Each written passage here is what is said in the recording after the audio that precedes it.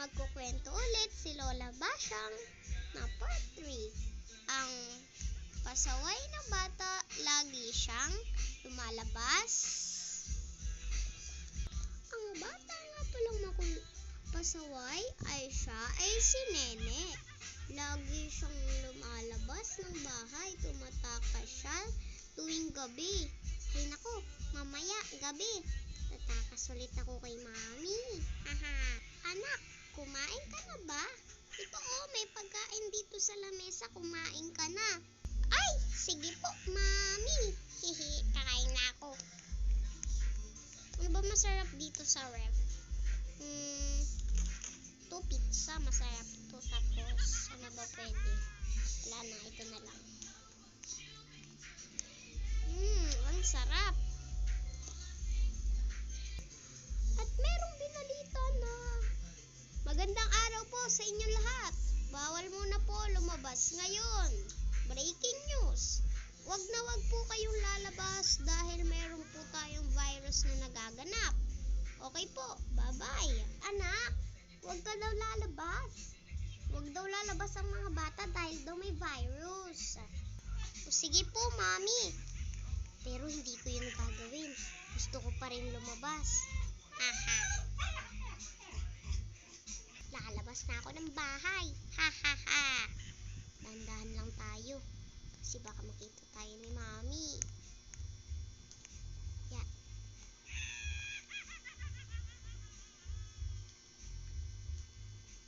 Dahan-dahan lang ako. Hihi. Baka makita ako ni Mami.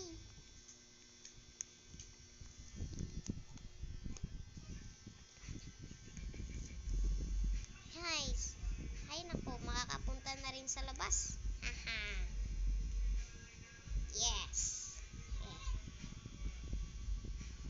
Salita ka.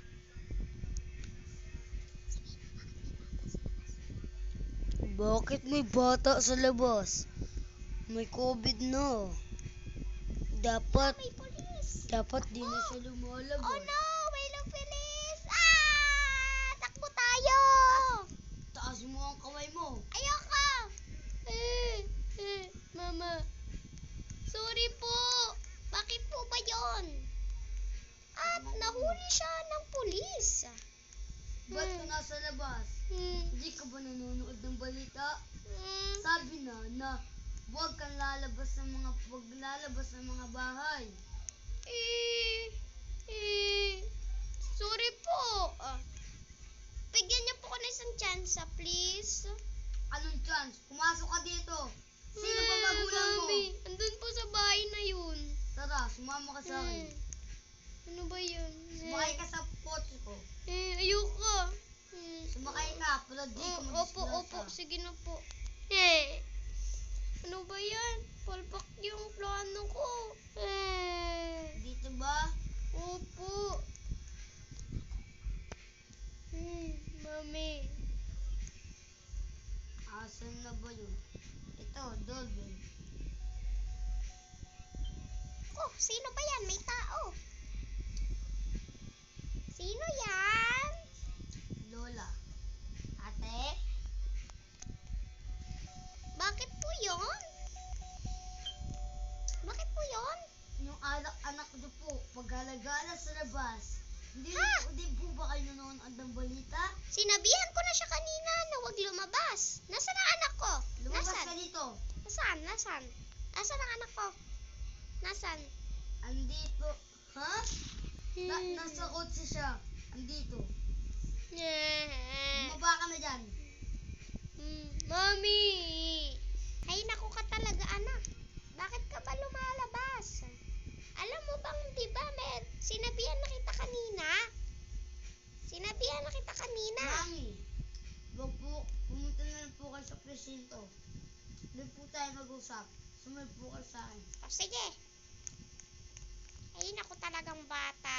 Ako na po sa harapan, ha. Punta po ako sa harapan.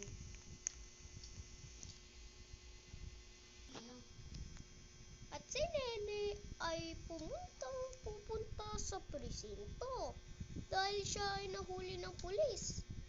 Sinabihan na siya kanina ng mami niya, pero hindi pa rin siya sumunod. Kaya, na sila sa pulis. Punta na sila sa presinto. Nako, Manong, andito na ba tayo? Hindi po dito ang parking, no? Andun po sa kabila. Ba't po sa ospital? Ay naku anak, bakit mo ba ito nagawa sa akin? Di Tama naman na. kita sinisilangalan. Ha? Pumunta ka dito. Natatakot ako. Ayoko makulong. Ha? Hay naku talagang anak ko na to. Di ko naman siya tinuturuan magsinungaling. Pwede naman siya magpaalam sa akin at magsabi. Andito sa presinto. Ngayon na, pumunta kayo. Okay. Sir, ano po ba nang gagawin natin dito? Papakulong niyo po ba yung anak ko? Hindi. Warning pa lang to. Pag umulit ka pa, pwede ka na Babayaran ko makulong. na lang po kayo para hindi po sa inyo. Walang multa. Kasi inaalam namin ang mga kaligtasan ng mga kabataan ngayon. Sige na, pwede ka na mauwi. Sige po, thank you.